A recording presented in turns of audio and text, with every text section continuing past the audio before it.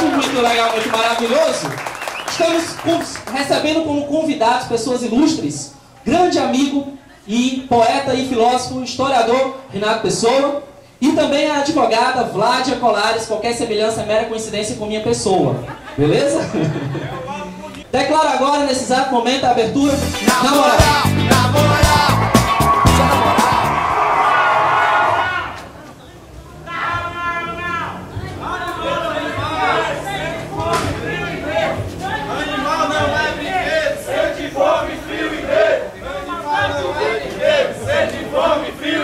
Não maltrate os animais! Não maltrate os animais! Animal não é brinquedo, sente fome, frio e medo!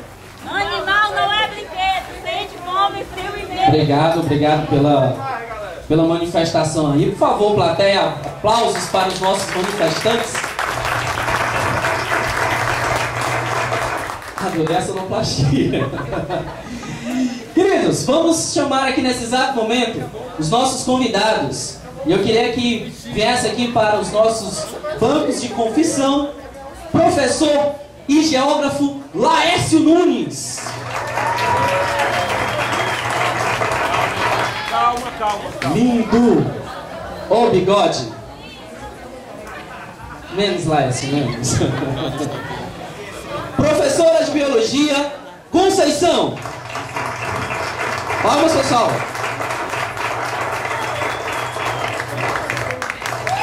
Fique à vontade. E o nosso querido, né? Tchucu, cadê ele, pelo amor de Deus? Professor. Ele é de quê? É de português, ele quer te ler. Professor Nilo, por gentileza, compareça aqui.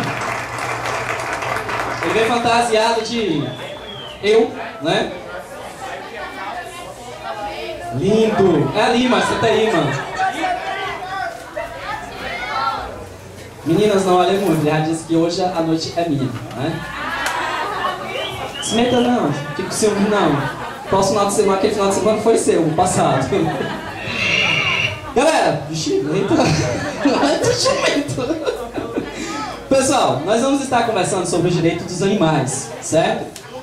Professora Conceição, Pode perguntar. a ciência, ela realmente ainda necessita, por que ela utiliza, e se tem como não fazer mais esses testes, essas pesquisas, essas experiências envolvendo animais? Então, a grande problemática dos experimentos dos animais justamente aí. Sugeriu, por exemplo, um programa de computador, para ver se o programa de computador não poderia prever o possível efeito daquele medicamento. Mas qual é o grande problema? O computador é uma máquina, ela faz aquilo que você manda fazer. Então, por exemplo, quando eu, sei lá, coloco uma reação química para o computador simular, talvez tenha algumas consequências, alguns efeitos colaterais que aquele programa de computador não venha a analisar, não venha a prever que possa acontecer. Então, a gente usa os animais porque, infelizmente, ainda são o meio de experimento mais indicado. Professora, qual a diferença entre ratos e cachorros nas experiências? Então, a diferença entre ratos e cachorros, além da diferença genética, claro, já existem dados que provam que os ratos são, algumas vias metabólicas dos ratos são mais parecidas com as vias metabólicas dos humanos. E algumas vias metabólicas dos cachorros são mais parecidas com as dos humanos. Então, é em relação ao objetivo do seu experimento. Em relação ao medicamento que você vai utilizar, o princípio ativo do medicamento ou qualquer outro produto. Então, antes de você aplicar o produto, você tem que saber, não é essa via metabólica, é essa bioquímica que eu quero atingir. É essa, então eu vou utilizar o rato. Não é essa, então eu vou utilizar o cachorro. É essa outra via aqui, o animal mais próximo do ser humano é o coelho. Então eu vou utilizar o coelho. Então tudo em relação ao objetivo, a via metabólica que aquele medicamento pretende atingir. Laércio, em que sentido pode-se atrapalhar a falta de proteção em determinadas espécies dentro de um bioma, dentro de um meio ambiente? Bem de pergunta. Chupa. Não sei se eu estou bem de resposta. Vamos lá. Eu estudei, tá? Vamos lá, senhor. A gente está falando de bioma, principalmente no Brasil. O Brasil é um país gigante, que tem vários biomas, né?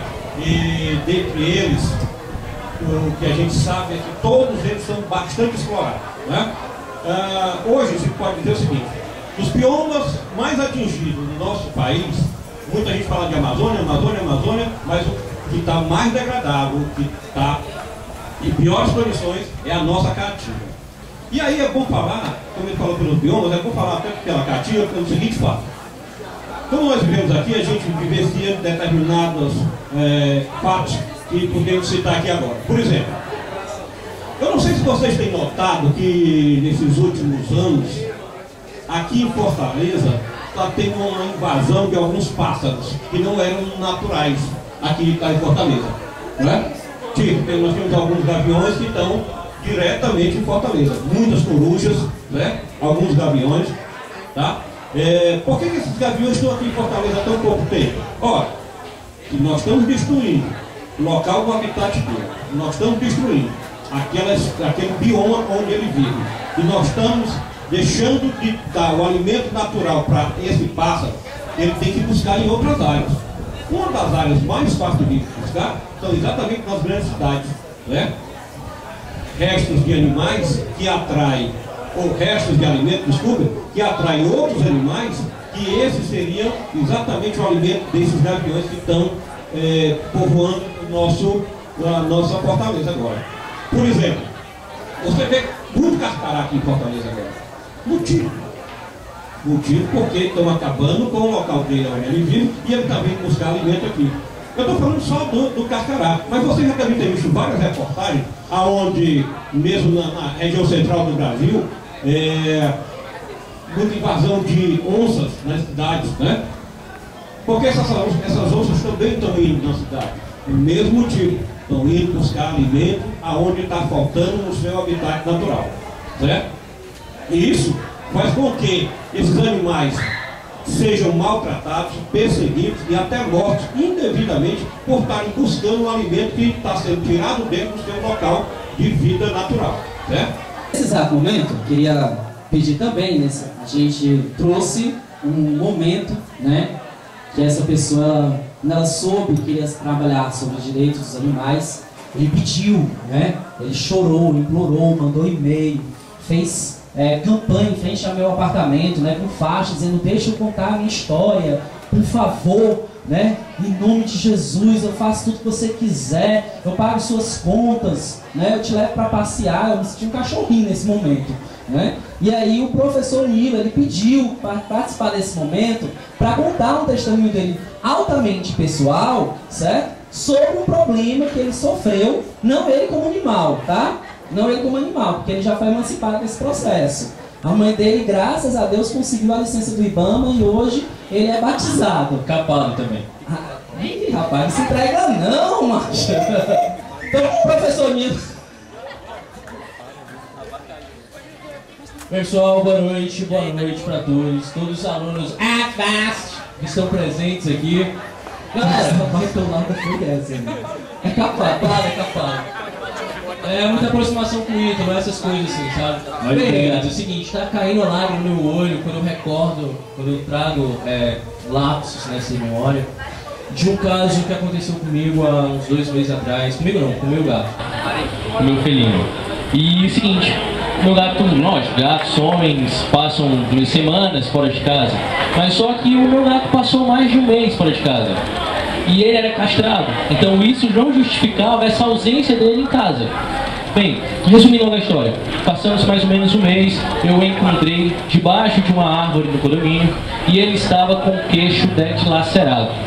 O queixo do felino estava dilacerado. E assim, eu acho que, só parafrisando assim, a galera leva muito a sério aquela canção de Niná.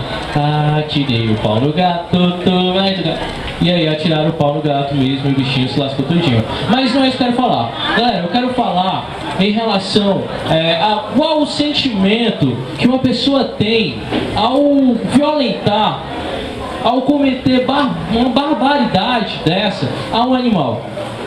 E eu quero questionar vocês, o que significa essa expressão animal?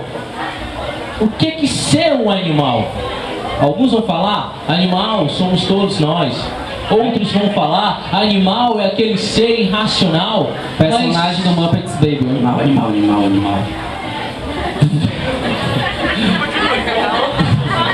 Eu tava tão aprofundado, mas sim, vamos continuando. Mas vem cá. Eu não resisti à brincadeira. Tudo bem, você pode, hoje você pode tudo. Ah, moleque. Mas vamos lá. Tô por tênis, não tem dinheiro no bolso.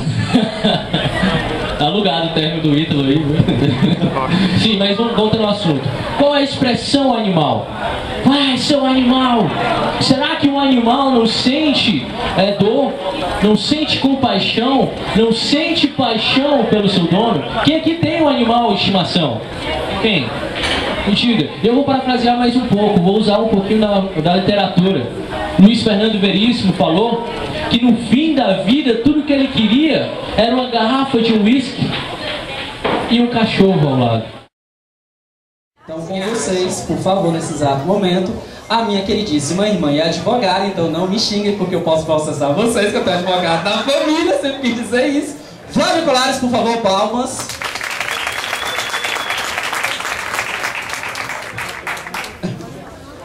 Aqui, ó.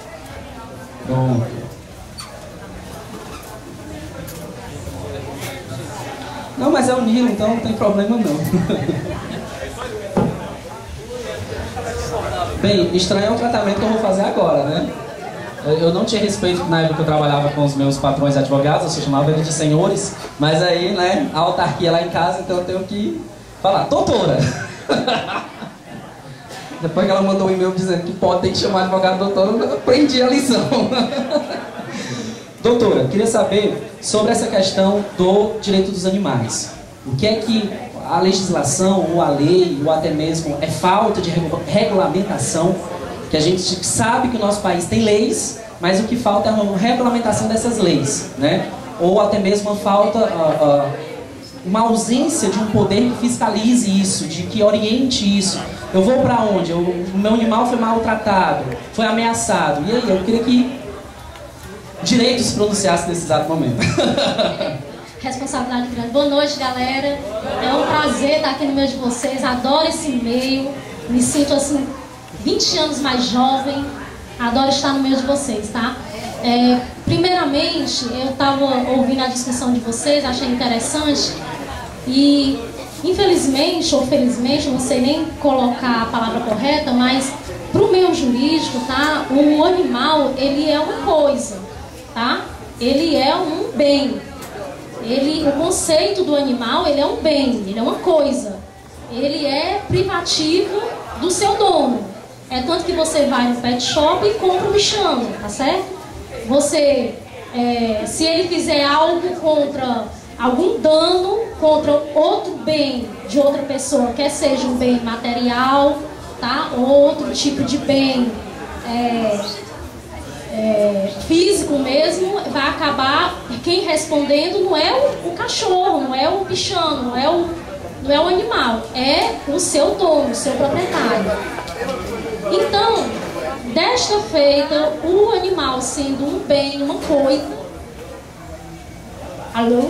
o animal sendo uma coisa, acaba que muitas vezes sendo tratado como uma coisa. Né? Uma coisa é uma coisa, outra coisa é outra coisa. Tá? Algumas leis são faltantes de regulamentação, sim, né? Mas que maltrato de animais é crime. É crime, tá? É crime com penas, tá? E que pode também ser passivo de multa. Agora, quem fiscaliza? Né? Quem fiscaliza?